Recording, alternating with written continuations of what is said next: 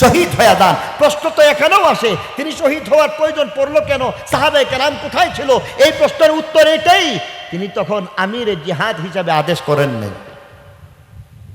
ম্যাজিস্ট্রেটের আদেশ ছাড়া গুলি করলে ওসিরে ছেড়ে দিবেন? কথা কন। আর যখন ওসি কেন, ম্যাজিস্ট্রেটে যদি আদেশ করে দেয়, সাধারণ একজন সিপাহী যদি গুলি করে শত শত মানুষ মেরে ফেলায়, তারপরও তার বিচার হবে না, এটা আইন সিদ্ধ হয়ে যায়। ঠিক কিনা বলেন? ঠিক তেমনি ভাবে আমিরে জিহাদের আদেশ লাগবে। আমিরে জিহাদ ছাড়া জিহাদ করা যায় না। তাহলে আমিরে জিহাদের মাধ্যমে যদি এখানের মধ্যে হুকুম হয়ে যায়, তখন তার মাধ্যমে আমরা বায়াত গ্রহণ করব। বায়াতুকা আলাল জিহাদে মা বাকিতু আবাদা, যতদিন বেঁচে থাকবো, জীবনের শেষ রক্ত বিন্দু থাকা পর্যন্ত জিহাদ চালায় যাওয়ার বায়াত গ্রহণ করব। সেখান থেকে যদি পলায়ন করে, তাহলে দেখা যায় সেই লোকটা কবিরা গুনার মুর্তাকে ভয়া দেয়। কেননা জিহাদের ময়দানের মধ্যে একজন মুজাহিদের গুলিটা বুকের মধ্যে লাগবে, পিঠের মধ্যে লাগবে না। কেউ হয়তো বেছে নিয়েছি টাকা পয়সা কামাইতে পারলে শান্তি পাওয়া যায়, টাকার পিছনে দৌড়ায়। কেউ হয়তো মনে করতেছে যে না, টাকা পয়সা দিয়ে শান্তি হবে না, ক্ষমতা যদি আসে তাহলে শান্তি চলে আসবে। এই কারণে অনেকেই আছে ক্ষমতার পিছনে দৌড়ায়। অনেকে যার যার মতো করে ব্যবসা বাণিজ্য সহ চলবে, লাগবে না, ব্যবসা বাণিজ্য সহ যে যার মতো করে চেষ্টা করে, মনে করতেছে যদি জমিন বেশি হয়ে যায়, ফসল বেশি থাকে। আর এই কারণে একদল মানুষ আছে, দেখবেন এরা প্রতি বছর ক্ষেত খামার জমিন কিনতেছে। এই যে আমাদের এই দত্ত খোলার যে বিল আছে, আপনাদের এখানে একটু সামনে যে বিল আছে, এই বিলের মধ্যে অনেকেই এমন আছে যে শয়ে শয়ে কানিয়ে কানিয়ে এইভাবে মানুষ ক্ষেত কিনতেছে। কেন? যে শান্তি। কেউ আছে যে বিদেশ গিয়ে শান্তি তালাশ করছে, কেউ আমেরিকা, লন্ডন, কেউ হয়তো বা এমনও হইতে পারে যে সৌদি আরবে গিয়া শান্তি তালাশ করতেছে। আসলে শান্তি আমার আপনার কাছে আল্লাহ দিয়ে দিছে। শান্তি মজলিশপুরে আছে, শান্তি আপনার বাড়িতে আছে, শান্তি আপনার কুরের ঘরের মধ্যে আছে। কখন? যদি আল্লাহর হুকুম নবীর তরিকা থাকে তখন। আর আল্লাহর হুকুম নবীর তরিকার বাইরে কেউ যদি শান্তি তালাশ করে, তাহলে শান্তি পাবে না। আর এই কারণে আজকে শান্তি আর সমৃদ্ধির জন্য সবচেয়ে প্রয়োজনীয় যে বিষয়, এটাই আজকের তেলাওয়াতকৃত আয়াতে আল্লাহ বলছেন। আল্লাহ বলছেন, ইয়া আইয়ুহাল্লাযীনা আমানু দুখুলু ফিস সিলমি কাফা, তোমরা ইসলামে পুরোপুরিভাবে প্রবেশ করো। তোমরা ইসলাম ধর্মের মধ্যে পুরোপুরি প্রবেশ করতে পারলে শান্তি পাওয়া যায়। আল্লাহ রসুল এক হাদিসের মধ্যেও এই মর্মেই বলেছেন, ইয়া আইয়ুহান নাস কুলু লা ইলাহা ইল্লাল্লাহ তুফলিহু। কালিমা শরীফ পড়ো, আর এই কালিমা শরীফ পড়ে কালিমার জিন্দেগি, ইমানের জিন্দেগি, মুসলমানি জিন্দেগি, এই জিন্দেগি যদি লাভ করতে পারো, তাহলে শান্তি চলে আসবে। পরিপূর্ণভাবে কোনো কিছু না করতে পারলে কখনোই সফলতা আসে না। আপনাদের এই বাজারেও দেখবেন অনেক ডাক্তার সাহেবরা আছেন, অনেক হোমিওপ্যাথিক অ্যালোপ্যাথিক ডাক্তার আছেন, কবিরাজও থাকতে পারেন হোমিওপ্যাথিকের সাথে সাথে। অ্যালোপ্যাথিক ডাক্তার যারা আছেন, এদের কাছে কখনো কখনো গেলে বলে যে এই চিকিৎসাতে হবে না, অ্যান্টিবায়োটিক লাগবে।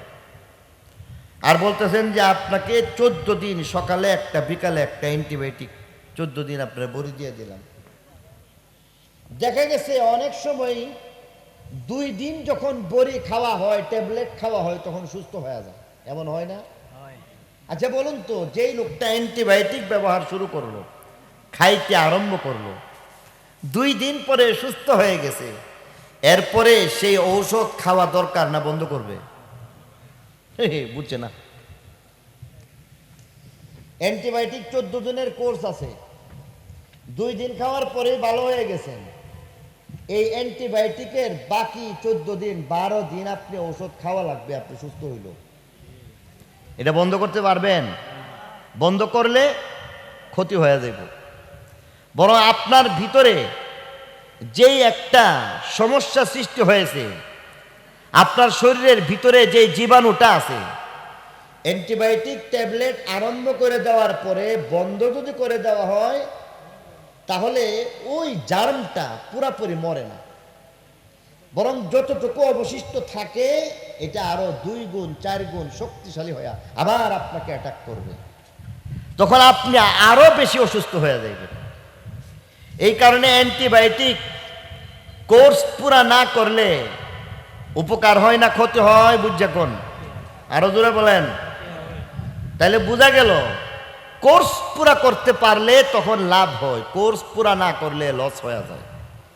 বাজার থেকে একটা মশারি কিনছেন, আর এই মশারিওয়ালা দোকানদার বলে দিছে যে একটা ছোট্ট মশার বাচ্চাও এই মশারির ভিতরে যেতে পারবে না। কিন্তু দেখা গেছে পরদিন আপনি বাজারে গিয়া বলতেছেন কি মশারি দিলা, যে মশারি দিছ এই মশারির ব্যবহার করে কাজের কাজ অদ্দূর হয়েছে, গতকালকে আমার কোমর থেকে নিয়া পায়ের নিচ পর্যন্ত যা আছে কামড়ায়া ভাবনা হয়েছে। এই কথার পরে দোকানদার এবার চিন্তা করে দেখতেছে যে যেই মশারি কিনা দিছি ম্যাজিক মশারি, এটা বাতাস দেবে, এই ম্যাজিক মশারি আবার দামি মশারি, এটা এত ছোট্ট ছোট্ট মশার বাচ্চাও ঢুকতে পারার কথা না, এরপরও তারে কেন কামড়াইলো ব্যাপারটা তারা বুঝতেছে না। যার কারণে বলছে কি তুমি যে মশারি কিনা নিলা, কেউ তো এমন কমপ্লেন করছে না যে এই মশারির ভিতরে ছোট্ট মশা বাচ্চা গেছে, এমন কমপ্লেন কেউ করছে না। তোমার আসলে সমস্যা কি হয়েছে? সমস্যা কি? তুমি কইছো মশারি কিনা নিতে, আমি মশারি কিনা নিছি, তুমি বলছো এটার ভিতরে পাংখাও যাইব, পাংখার বাতাসের ভিতরে ঢুকবে, আরামদায়ক মশারি হিসাবে অনেক টাকা দিয়ে কিনা নিয়ে গেলাম, কিন্তু গতকালকে এমন অবস্থা হয়েছে কোমরের নিচ থেকে নিয়ে পাও পর্যন্ত, তারপরে পুরাটা কামড়ায় একেবারে লাল করে ফেলাইছে। বেচারা বলতেছে এর উপরে কোনা উপরে কামড়াইছে না। এখন বেচারা পড়ছে আর একটু সমস্যার মধ্যে, কিরে অর্ধেক কামড়াইছে আর অর্ধেক কামড়াইছে না, মশার সাথে তার এত খাতির কেমনে যে পাওয়ার নিচে কোমর থেকে নিচ পর্যন্ত কামড়াইবো আর কোমর থেকে উপর পর্যন্ত কামড়াইবো না, অথচ মশার ধর্ম হয়েছে আগে গিয়া গালে কামড় দেয়, ঠিক কিনা? কিন্তু বলতেছে তোমার গালে হাতে কোথাও কামড় নাই, কিন্তু কোমর থেকে নিয়ে নিচ পর্যন্ত কামড় দিতেছে, ব্যাপারটা তো বুঝলাম না আসলে কি, এখানে এতটুক পর্যন্ত কেন হইলো? পরে বলতেছে আসলে অর্ধেক মশারির ভিতরে আসলাম আর অর্ধেক বাইরে আসলাম। আচ্ছা কোন এবার যে কোমর থেকে নিয়া নিচ পর্যন্ত কামড়ায় বাপ দেখাইছে, এটা কি মশারির দোষ না তার দোষ? কেন অর্ধেক? কেন অর্ধেক? আজকে ফিলিস্তিনের মুসলমানকে মারতেছে, বার্মার মুসলমানকে মারতেছে, হিন্দুস্তানের মুসলমানকে মারতেছে, আজকে চাইনার মুসলমান নির্যাতনের শিকার, আজকে বাংলাদেশের মধ্যেও দেখা যায়, আমাদের এই দেশের মধ্যে কত বড় স্পর্ধা যে আজকে হিন্দুরা মুসলমানদের উপর আক্রমণ করতেছে, ঠিক কিনা বলেন? সমস্যা কোথায়? যে মশারি যেমন অর্ধেকটা বাহিরে, আজকে আমাদের ইমান আমল আখলাকের অবস্থা ইসলামের অর্ধেকটা মানি আর অর্ধেকটা বাইরে, ঠিক কিনা বলেন? এই কারণে আল্লাহ বলতেছে ইয়া আইয়ুহাল্লাযীনা আমানু দুখুলু ফিস-সিলমি কাফা,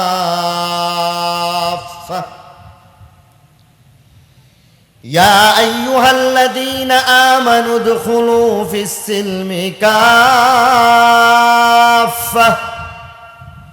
ওয়ালা তাত্তাবিউ খুতুওয়াতিশ শাইতান ইন্নাহু লাকুম আদুউম মুবিন। আল্লাহ কয় উদখুলু ফিস-সিলমি কাফা, পুরাপুরি ইসলামের মশারির ভিতরে যাও। ইসলাম নামক যে মশারি আছে এই মশারির ভিতরে পুরাপুরি যাও। বেদিন, কাফের, ইহুদ, নাসারা, ব্রাহ্মণ্যবাদী কোনো শক্তি তোমাদের কিছুই করতে পারবে না।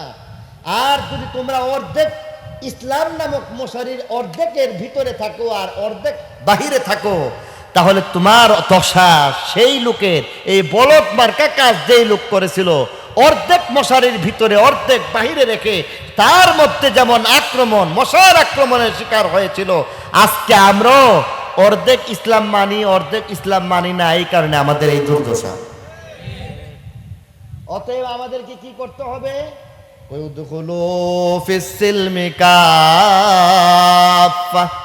পুরোপুরি ভাবে ইসলামের মধ্যে প্রবেশ করো, পরিপূর্ণভাবে ইসলামে প্রবেশ করতে হবে। আর পরিপূর্ণ ইসলাম কি জিনিস আল্লাহ রসুল খুব সহজে বলে দিয়েছেন, আমার তুকুম ওয়ানাহাই তুকুম। আল্লাহ রসুল ফরমান, আমি তোমাদেরকে কিছু জিনিসের আদেশ করছি আর কিছু জিনিসের আমি নিষেধ করছি। ফাতরুকু মা নাহাইতুকুম, যা আমি নিষেধ করছি সব ছাড়ো, এর মধ্যে কোনো মঙ্গল নাই। ওয়াতরুকু মা আমারতুকুম, যা আদেশ করছি সব ছাড়ো। আর ওয়ামালু মা আমারতুকুম মাস্তাতাতুম, আর তোমাদেরকে করবার কথা যেগুলি বলছি, আমলের কথা যেগুলি বলছি, সাধ্য মতো করো, সাধ্যের বাইরে করা লাগবে না। নামাজ তুমি সুস্থ সবল মানুষ, মসজিদে জামাতে গিয়া পড়বা। তোমার যদি শরীয়তের কোনো উজর আপত্তি থাকে, জামাতে পড়তে যদি অসুবিধা হয় বাড়িতে পড়ো। তুমি বাড়িতে পড়তে গিয়া যদি দাঁড়ায় পড়তে অসুবিধা, তুমি বসে বসে পড়ো।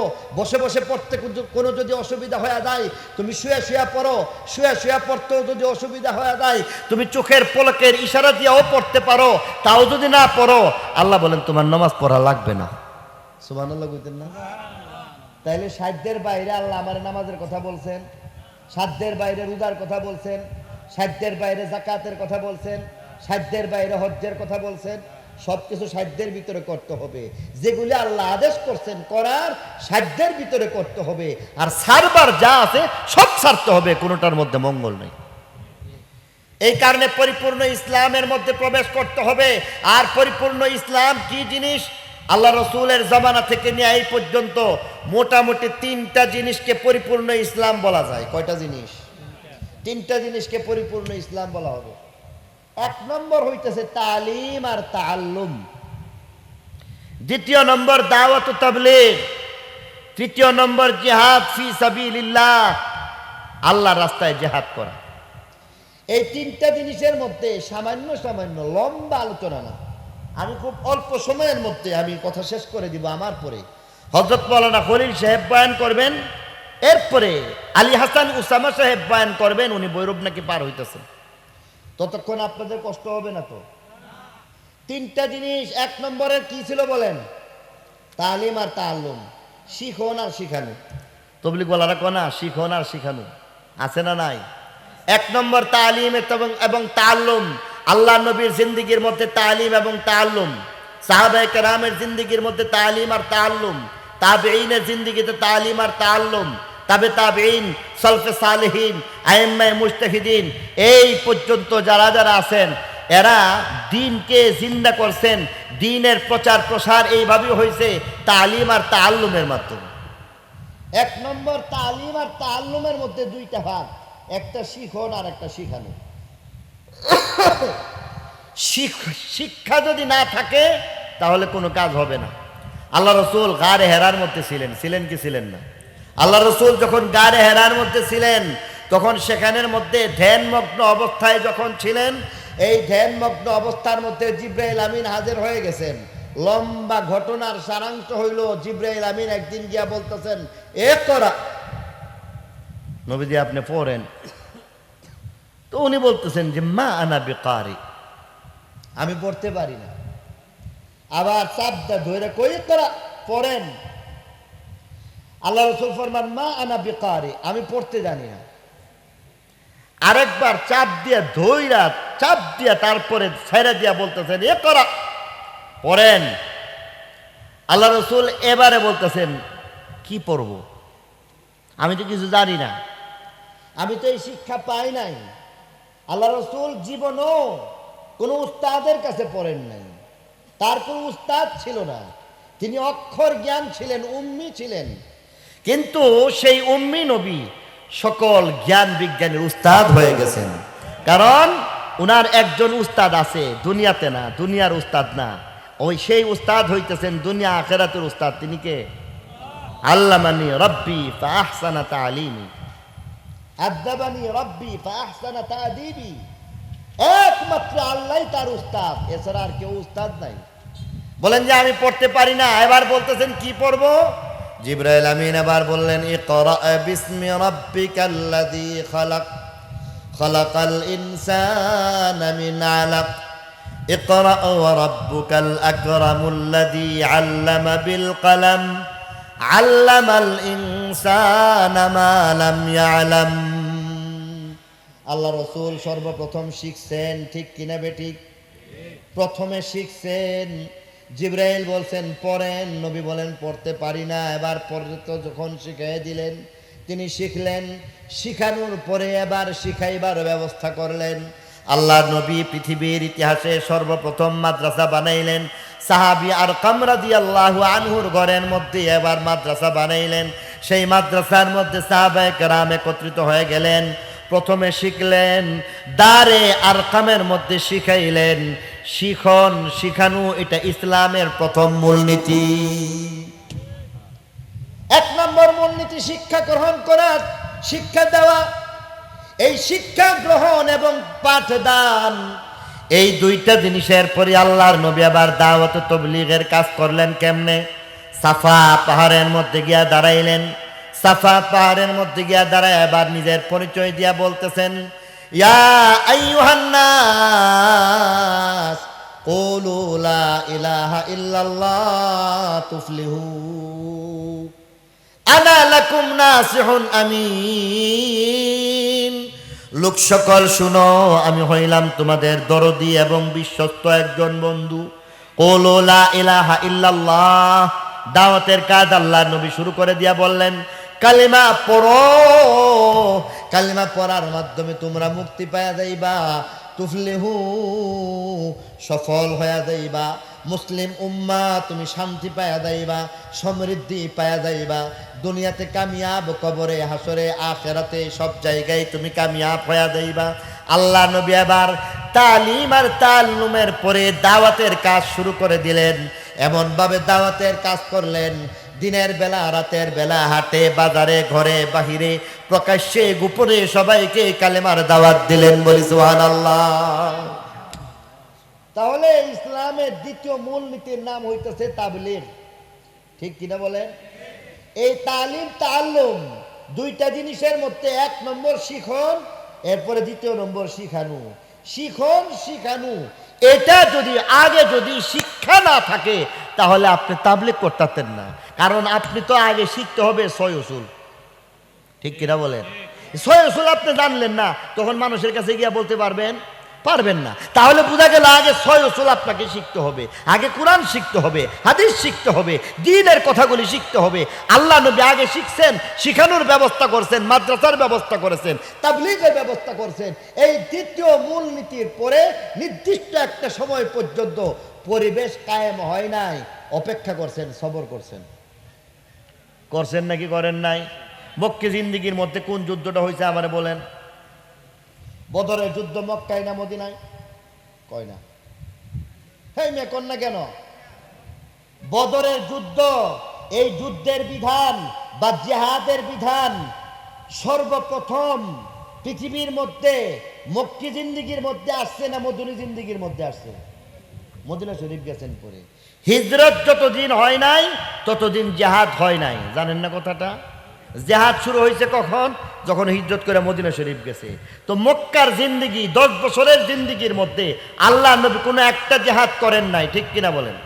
তাহলে আল্লাহ নবী মক্কার জিন্দিগির মধ্যে দুইটা কাজ করেছেন। প্রথম মূলনীতি তালিম এবং তাআল্লুম, দ্বিতীয় মূলনীতি দাওয়াত ও তাবলীগ। এই দ্বিতীয় মূলনীতির মধ্যেও তাবলীগের কাজ করতে গিয়ে হিকমতের সাথে কাজ করছেন। আল্লাহ ওনারা বলে দিয়েছেন উদউ ইলা সাবিলি রাব্বিকা বিল হিকমাতি ওয়াল মাউইযাতিল হাসানা।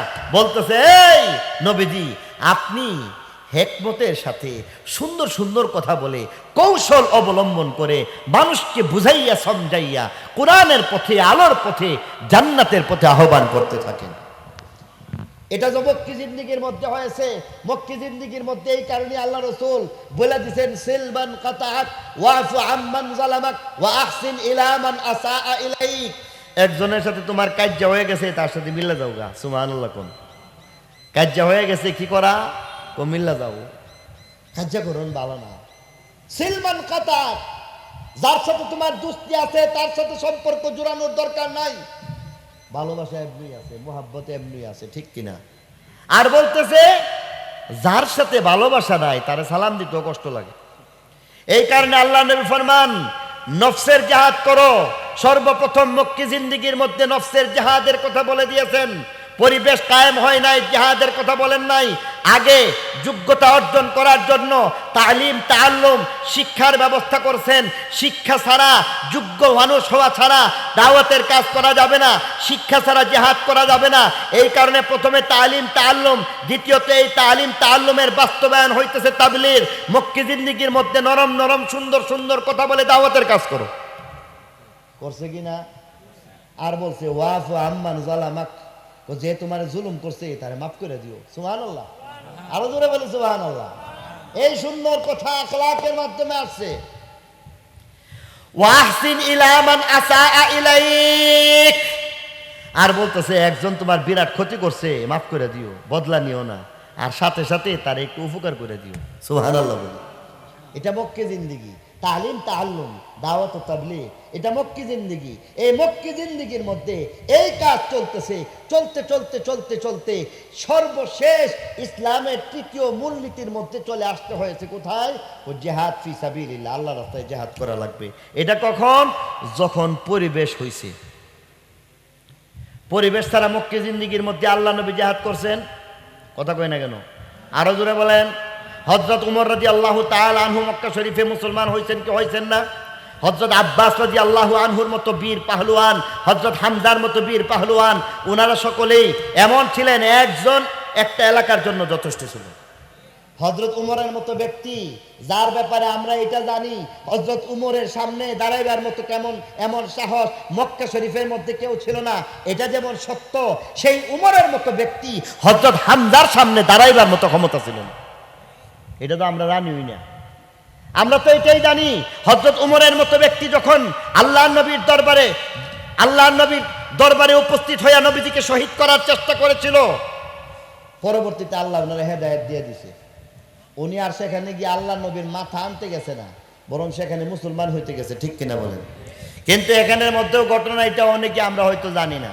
আল্লাহর নবী হযরত উমর ইবনুল খাত্তাব রাদিয়াল্লাহু তাআলা আনহু, উনি যখন সর্বশেষ উনার বোনের বাড়িতে গেলেন, মুসলমান হওয়ার নিয়ত করলেন, এবং সর্বশেষ দারে আরকাম সাহাবী আরকাম রাদিয়াল্লাহু আনহু ঘরের মধ্যে যখন পৌঁছে গেলেন, সেখানে উনি শেষমেশ নিয়ত করছেন আল্লাহর নবীর মাথা নেওয়ার জন্য না মুসলমান হওয়ার জন্য? মুসলমান হওয়ার জন্য। কিন্তু এই খবরটা প্রথমে জানা ছিল না। এই খবরটা যখন প্রথমে জানা ছিল না, হযরত হামজা রাদিয়াল্লাহু তাআলা আনহু সহ দারে আরকামের মধ্যে সাহাবায়ে কেরামের সেখানের মধ্যে সবাই যখন বসা অবস্থায় ছিল, হযরত হামজা রাদিয়াল্লাহু আনহু তখনও জানেন না ঘটনা কি ঘটছে। ভিতরে ভিতরে উনি যে মুসলমান হয়ে গেছে কা কইতেই পারে না, আর মনে মনে চিন্তা করতেছে আর বলতেছে কি উমর আসতেছে। হযরত হামজা দাঁড়ায় বলতেছেন আসতে দাও, আসতে দাও, ভালোই ভালোই আসবে, অসুবিধা নাই। আর যদি কোনো দুর্ভিসন্ধি দিনে আসে তাহলে তাকে বলে দেওয়া দরকার, তার যেন জানা থাকে হামজা সেই দরজার মধ্যে দাঁড়িয়ে আছে। অতএব হামজা দাঁড়ানো আছে, সাবধানে যেন আসে।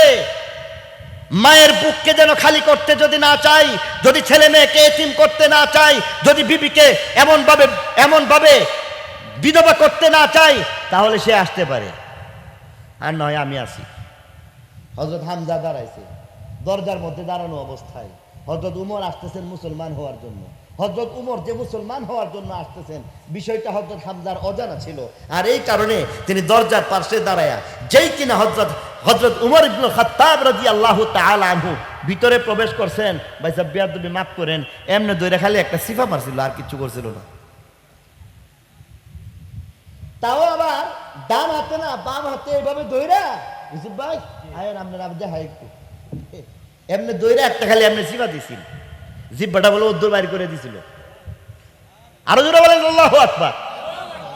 হযরত হামজার মতো ব্যক্তি ছিলেন, হযরত উমরের মতো ব্যক্তি ছিলেন, হযরত আলীর মতো ব্যক্তি ছিলেন। ওনারা এক একজনই জিহাদ করার জন্য যথেষ্ট ছিল, কিন্তু এরপরও ওনারা সেখানের মধ্যে মক্কি জিন্দেগির মধ্যে 1 নম্বর যোগ্যতা অর্জন করেছেন তালিম আর তাআল্লুম। দুই নম্বর তাবলীগ। এই দাওয়াত ও তাবলীগের কাজ, তালিম আর তাআল্লুম, এই দুইটা জিনিস নিয়ে মক্কি জিন্দেগি পার করার পরে অপেক্ষায় রইলেন কখন আল্লাহর হুকুম আসবে, কখন একটা পরিবেশ আসছে। আর সেই অপেক্ষা এটা আল্লাহ রাব্বুল আলামিন সৃষ্টি করে দিয়েছেন মদিনা শরীফের মধ্যে। মদিনা শরীফে যাওয়ার পরে জিহাদের আয়াত নাযিল হয়ে গেছে। আর ইসলামের মূলনীতি 3 নম্বরটা হলো জিহাদ ফি সাবিলিল্লাহ। এই জিহাদ ফি সাবিলিল্লাহর জন্য যখন আল্লাহ নবী সেখানের মধ্যে গেলেন, আদেশ প্রাপ্ত হইলেন, বদরের যুদ্ধের থেকে আমার আপনার শিক্ষার অনেক কিছু রয়ে গেছে, উহুদের যুদ্ধ থেকে আমার আপনার শিক্ষার অনেক কিছু রয়ে গেছে, খন্দকের যুদ্ধের মধ্যে আমার আপনার শিক্ষার অনেক কিছু রয়ে গেছে। এই কথাগুলি বলবো, তার আগে আপনাদের কাছ থেকে একটা মাসআলা, একটা কথার উত্তর অবশ্যই চাইবো। যারা জানেন দিবেন, যারা জানেন না তারা সেই উত্তর দিবেন না, আমি এটা চাই না। যারা জানেন আওয়াজ দিয়া, ইমানে আওয়াজ দিয়া বলতে হবে, এটা আপনাদের কাছে আমি উত্তরটা চাইবো। এবার প্রশ্নটা করব, প্রশ্নের সঠিক উত্তরটা আপনারা দিন, বলুন। ইসলাম তরবারি দিয়ে এই পর্যন্ত আসছে না আখলাক দিয়ে আসছে? আরো জোরে বলতে হবে, আরো জোরে আওয়াজ দিয়ে বলতে হবে, তরবারি না আখলাক? কেমন আখলাক দেখেন। এবার দেখেন জিহাদের হুকুম আইসা পড়ছে কোথায়? মদিনার জিন্দেগি শুরু হয়ে গেছে, জিহাদের আয়াত আইসা পড়ছে। জিহাদের আয়াত যখন আইসা পড়ছে, মদিনার জিন্দেগি যখন শুরু হয়ে গেছে, আল্লাহ নবী বদরের যুদ্ধের মধ্যে গেছেন।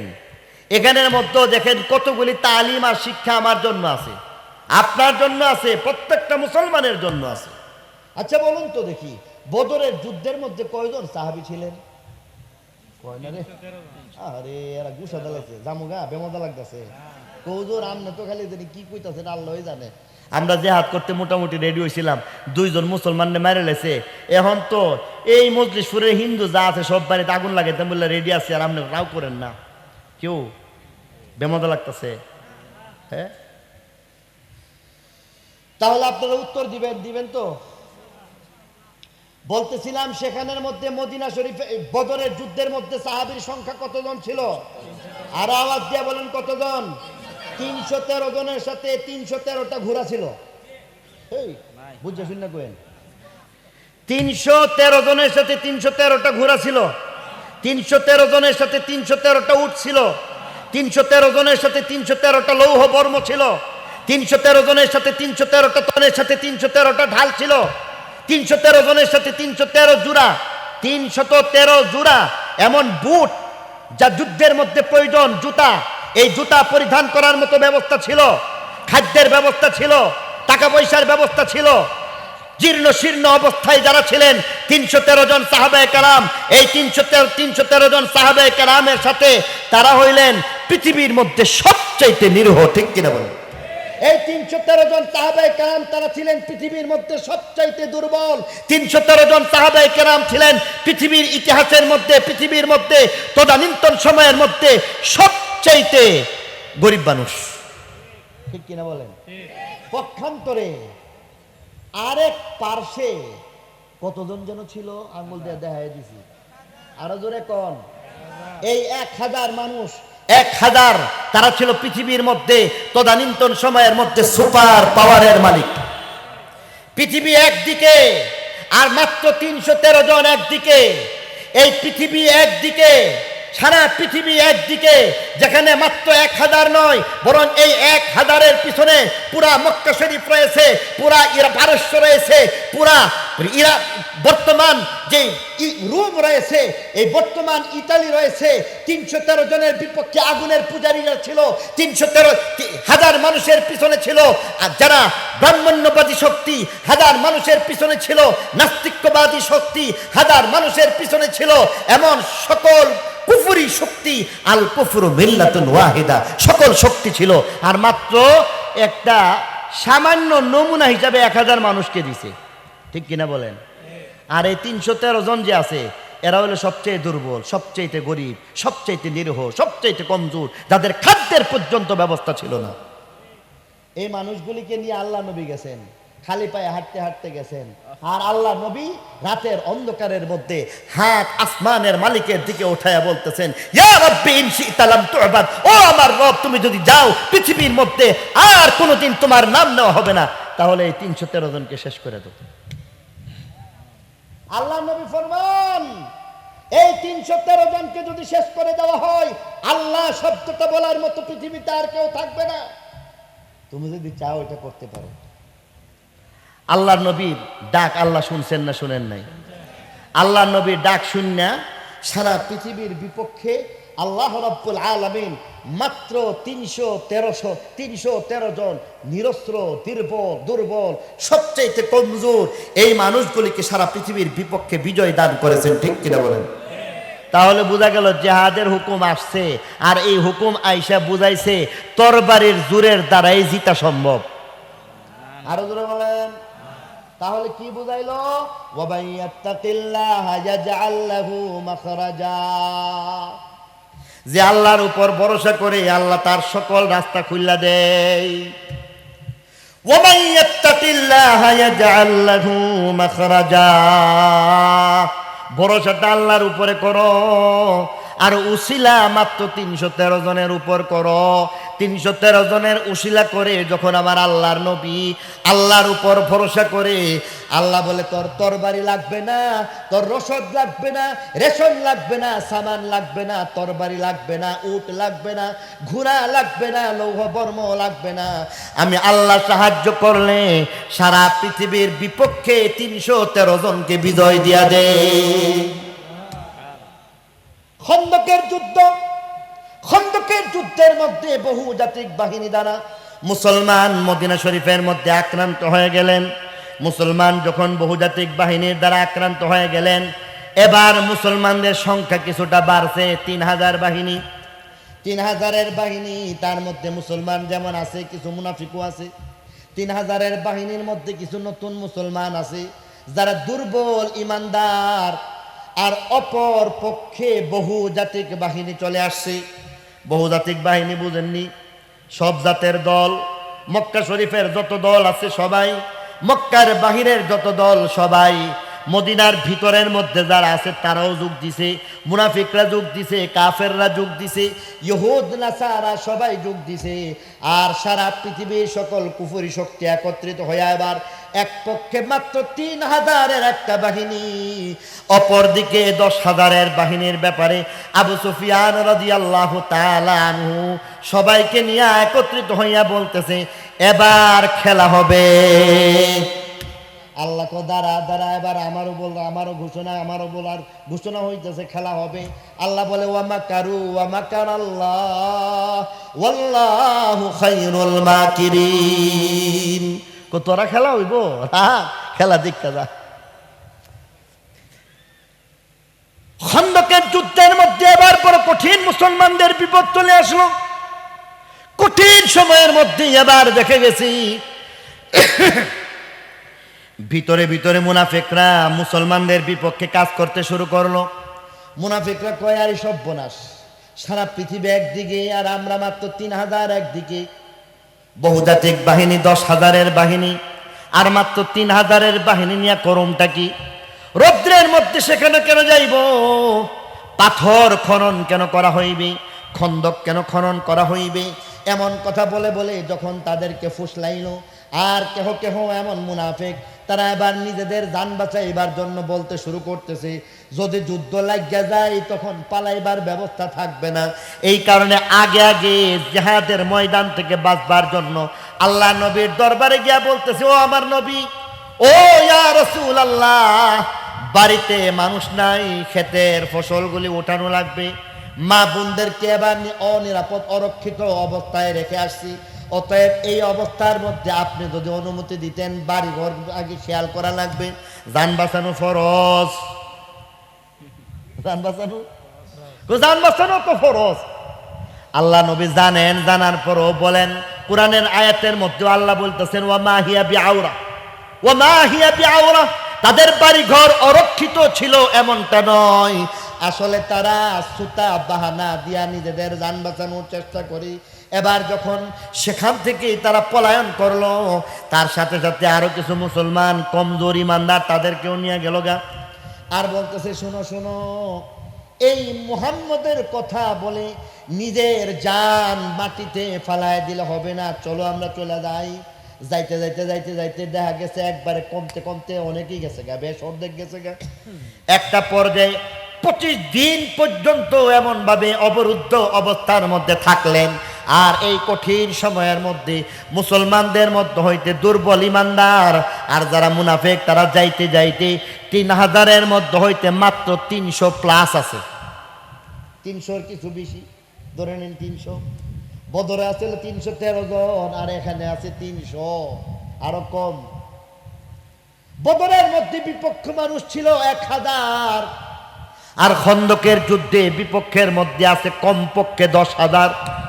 বদরের মধ্যে তো দেখে গেছে তারা এমন শক্তি সঞ্চয় হয়তো বা সেইভাবে পরিকল্পনা মাফিক করতে পারে নাই। এবার সারা দেশ 10 লইয়া মুসলমানদেরকে পৃথিবী থেকে নিশ্চিহ্ন করার ষড়যন্ত্র করল। এবার সবাই একত্রিত হইয়া একদিকে 10,000 আর একদিকে বলা যায় শেষমেশ মাত্র 300। এই 300 মানুষ নিয়ে এবার যখন জিহাদ শুরু হয়ে গেল, খন্দকের যুদ্ধ হয়ে গেল, আল্লাহ বাহিনী পাঠিয়ে দিয়েছে। ওয়া আনজালা জুনুদাল লাম তারাউহা, আল্লাহ বলে আমি এমন কিছু বাহিনী পাঠিয়ে দিছি যেই বাহিনী তোমরা দেখো না। সেই বাহিনীর নাম কি? আরো জোরে বলেন কারা? ফেরেশতা পাঠিয়ে দিয়েছেন আল্লাহ। সেখানের মধ্যে হযরত নুআইম ইবনে আশজাঈ রাদিয়াল্লাহু তাআলা আনহু নাকেও মুসলমান বানায় দিয়েছেন। উনি সেখানে কৌশল করলেন, লম্বা ঘটনা বলতে চাই না, কৌশল অবলম্বন করলেন আর সেখানের মধ্যে তারা পরাস্ত হয়ে গেল। এবার হযরত আবু সুফিয়ান রাদিয়াল্লাহু আনহু যখন তিনি সেখানের মধ্যে ছিলেন, বড় একজন কাফের লিডার এবং সরদার, তিনি আবার রাস্তা মাপতেছেন কেমনে। খালি চিন্তা করেন মক্কা জামুগার, কোনোভাবেই এখানে থাকা যাবে না। আর এই কারণে বললেন ভাগবার জন্য, পলায়ন করার জন্য রাস্তা একটা ব্যবস্থা করা লাগবে। চলে যে যাইব, যদি এখানের মধ্যে ঘোষণাটা দেই, গোয়েন্দা যদি কেউ চলে আসে তাহলে আমাদের লজ্জা। এই কারণে বলতেছে দেখো দেখো এই 10,000-এর মধ্যে অন্য কেউ আইসা পড়ছে কিনা গোয়েন্দা বাহিনী। হযরত নুআইম রাদিয়াল্লাহু তাআলা আনহু অথবা নাঈম রাদিয়াল্লাহু তাআলা আনহু ও খাইছে, ওহন তো আমি ধরা পড়ে গেলাম না। ওহন তো যদি কেহ কয় যে তুমি কেডা, তুই তো শেষ। 10-এ যদি একটু খালি আদর করে দেয় তুই তো ফিটে সাবরা থাকতো না। এখন কি করা? আল্লাহ রাব্বুল আলামিন তাকে সাহায্য করছেন। তারে পট করে সাথের যে লোকটা আছে তার তোমার বাড়ি কই? এই তোমার গোষ্ঠী কোনটা? তুমি মক্কা শরীফে কোন বাড়ি? তোমার আওয়ালির মধ্যে বাড়ি, না তুমি এই মাওলাতুন নবীর এখানে বাড়ি, না সুফার মধ্যে বাড়ি? কোথায় তোমার বাড়ি? কই? আমার চিনছেন না? আমি তো অমুক গোষ্ঠী, আমি হাসিমি খানদানের, আমি অমুক। তখন হে বেটা উল্টা আরে জিগাইব কিতে কি ছাইরা দেমা কান্দা বাসি। অহন তো হে নিজে দাম বাসে সব না, দরা খাইলে তো ফিডা একটাও মারিত পড়তো না, সব জায়গা মতো। এবার নিরাপদ যখন হয়ে গেছে, এবার হযরত আবু সুফিয়ান রাদিয়াল্লাহু আনহু, যিনি তখনও মুসলমান হন নাই, তিনি এবার বলতেছেন আমাদের উটগুলি মরে গেছে, আমাদের সামানগুলি এমন ভাবে নষ্ট হয়ে গেছে, আমাদের খাবার প্রসবপত্র সব খতম হয়ে গেছে, আমাদের সাথে ইহুদিরা আমাদের সাথে চিট করেছে, বাটপারি করেছে, অতএব আমরা এখন যুদ্ধের ময়দানে টিকে থাকতে পারবো না, চলো আমরা ভাগ্য জায়গা। এরা আবার জান জীবন লয়া ভাগ্য গেছে। লজ্জাজনক ভাবে তারা হারছে। ঠিক কিনা জোরে বলেন? এখানের মধ্যে তরবারের জোরে আল্লাহ খন্দকের যুদ্ধে মুসলমানদের জিতাই দিছে। এই নিয়ে কথা কর, আরো জোরে বলেন। খন্দকের যুদ্ধের মধ্যে তরবারির দ্বারা মুসলমান বিজয় লাভ করছে। বদরের মধ্যে তরবারির দ্বারা বিজয় লাভ করছে না আল্লাহর সাহায্যের দ্বারা? আল্লাহর সাহায্যের দ্বারা। বোঝা গেল জিহাদের মধ্যে আল্লাহ শিক্ষা দিয়ে দিছে, এই জিহাদ যদি করতে চাস আগে ইমানটা মজবুত করিস, আগে তালিম তাআল্লুম দাওয়াত তাবলীগের দ্বারা তোর ইমানটা তাজা করে নিস। তোর ভিতরে যদি কিছু আমল চলে আসে, তোর ভিতরে যদি কিছু আখলাক চলে আসে, তোর ভিতরে যদি এমন যোগ্যতা চলে আসে, তখন তুই যুদ্ধ করা লাগবে না।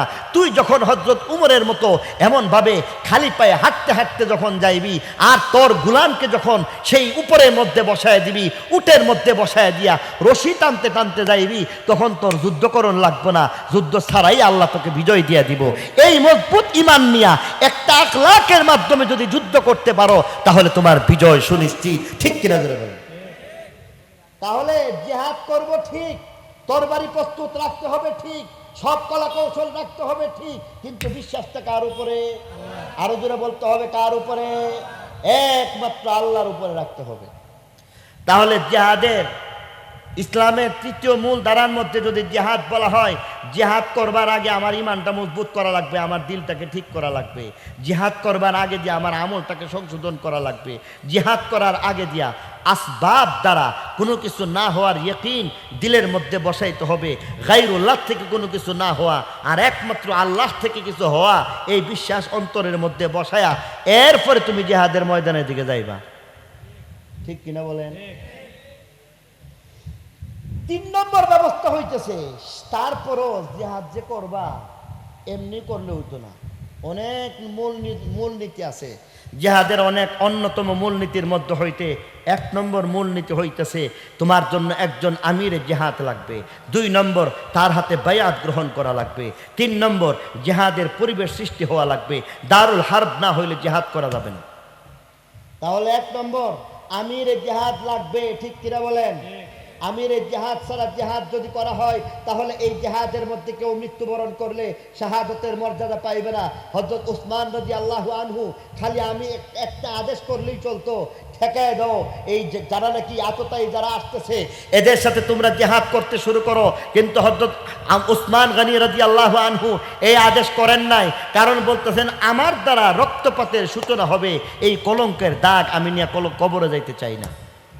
উনি আদেশ করছেন না, সাহাবায়ে কেরাম উপস্থিত। এরপরও সুদূর থেকে, কোথায় দূর দূরান্ত থেকে, মদিনা থেকে বহিরাগত যারা আছে তাদের দ্বারা হযরত উসমান রাদিয়াল্লাহু আনহু শহীদ হয়ে যান। প্রশ্ন তো এখানেও আসে, তিনি শহীদ হওয়ার প্রয়োজন পড়লো কেন? সাহাবায়ে কেরাম কোথায় ছিল? এই প্রশ্নের উত্তর এটাই, তিনি তখন আমিরে জিহাদ হিসাবে আদেশ করেন নাই। ম্যাজিস্ট্রেটের আদেশ ছাড়া গুলি করলে ওসিরে ছেড়ে দিবেন? কথা কন। আর যখন ওসি কেন, ম্যাজিস্ট্রেটে যদি আদেশ করে দে সাধারণ একজন সিপাহী তুমি গুলি করে শত শত মানুষ মেরে ফেলায়, তারপরও তার বিচার হবে না, এটা আইন সিদ্ধ হয়ে যায়। ঠিক কিনা বলেন? ঠিক তেমনি ভাবে আমিরে জিহাদের আদেশ লাগবে। আমিরে জিহাদ ছাড়া জিহাদ করা যায় না। তাহলে আমিরে জিহাদের মাধ্যমে যদি এখানের মধ্যে হুকুম হয়ে যায়, তখন তার মাধ্যমে আমরা বায়াত গ্রহণ করব। বায়াতুকা আলাল জিহাদে মা বাকিতু আবাদা, যতদিন বেঁচে থাকবো, জীবনের শেষ রক্ত বিন্দু থাকা পর্যন্ত জিহাদ চালায় যাওয়ার বায়াত গ্রহণ করব। সেখান থেকে যদি পলায়ন করে তাহলে দেখা যায় সেই লোকটা কবিরা গুনার মুত্তাকে ভয়া দেয়। কেননা জিহাদের ময়দানের মধ্যে একজন মুজাহিদের গুলিটা বুকের মধ্যে লাগবে, পিঠের মধ্যে লাগবে না। এটা হইল মাসালা।